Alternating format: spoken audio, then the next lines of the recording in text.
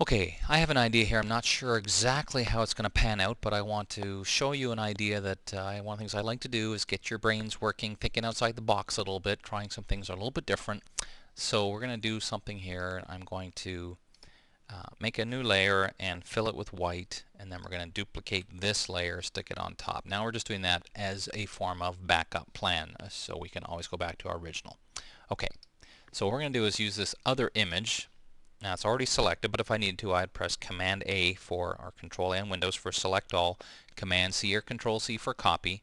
Then we come back to this document. Now you could do this a couple of ways. We're going to do it using a channel just because it gives us some ability to experiment. We're going to add a new channel to the channels palette and then choose Paste. Okay.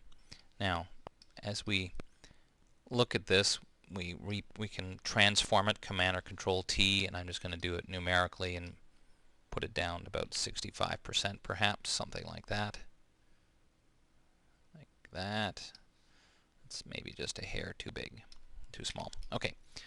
Now, remember how alpha channel works. Whatever is black will be ignore, whatever is white will be selected, and we've got all sorts of shades of gray. So the bottom line is the whole key to this technique is pasting a photo to use as a starting point for a selection. That's where the intrigue in this particular situation comes up. So we make sure we're on our copy layer, and then we're going to go back to our channels palette, Command or Control, click on it to load it as a selection. Go back to the layers palette. Now on this layer with that selection, we can do a couple things. I'm going to first of all press Command or Control H just to hide that, and then Command or Control L for levels, so we can start to experiment a little bit. Ooh, you see that? As I lighten, it's only lighten certain areas. So if we go this way, lighten.